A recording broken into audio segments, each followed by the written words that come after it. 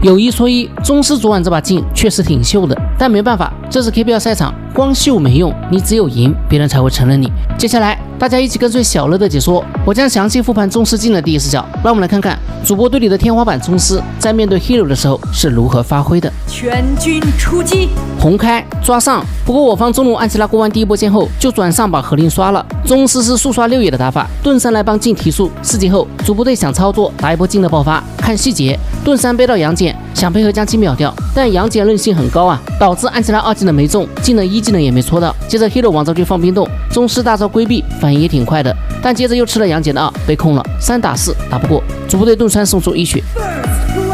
还是太着急，觉得宗师升势就一定可以出节奏，忽略了杨戬韧性高的特点，而且你想杀的话，前置伤害必须安琪拉来打，必须2技能中了，镜才能打出完美收割。这波 Hero 的运营也更好，下路拿了线权就直接转中，4人7狙就等着你镜过来开，职业队节奏的把控是很好的。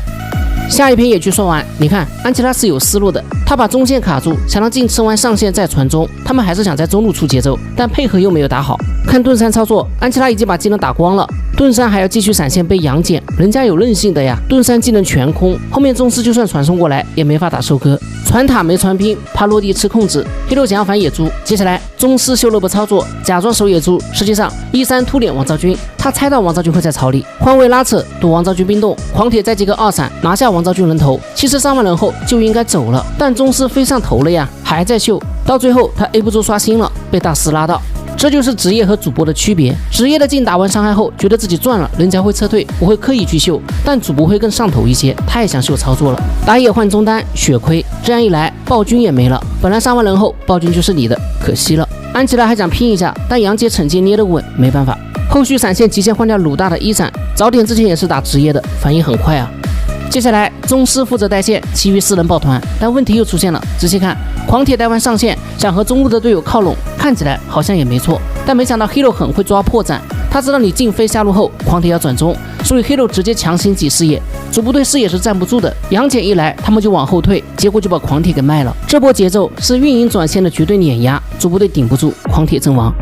既然运营玩不过，就只能玩操作了。宗师利用蓝 buff 做幌子，2世接1，大招定身2个，这波极限开到王昭君，很秀。飞裂城继续换位，还在打伤害。妖刀戈亚很聪明，始终游离于镜的大招范围之外，宗师没办法切不到。后面大招结束了，妖刀再往前，宗师抓住了机会，2世接1贴脸妖刀，换位又引子 A 出刷新，可惜了，再次换位过去没收割到，让妖刀的戈亚跑了。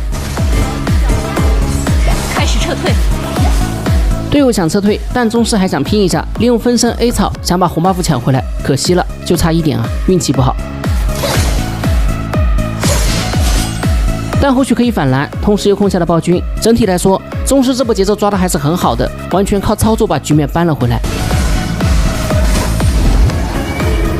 10分钟，黑龙团双方打了个5v5，看操作。宗师的绕后其实抓得很好，大招摆的位置可以用完美来形容，而且还规避了王昭君的 AOE， 但为什么没打赢呢？看盾山视角就知道了，他开完人后后退的过程中，自己还有个鲁班大师的链子是没断的，结果最后把盾山虞姬全部拉了过去，吃到了王昭君冰冻，这下射辅全部阵亡。虽然宗师那边也换掉了2个，但整体还是亏的，竟没大招，他没法开黑龙。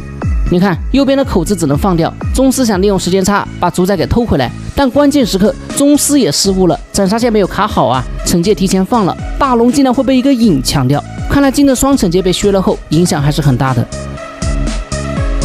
时间来到16分钟 ，Hero 利用大龙和兵线往前压，宗师头皮发麻，交技能切 C 吧，龙又清不过来，虽然打掉了戈亚的复活甲，但龙清不掉了 ，Hero 护线护得很好，宗师水晶被拆。整体评价的话，我认为宗师水平还是很高的，主要是职业赛场打得少，所以经验不够。希望明年宗师挑杯再接再厉。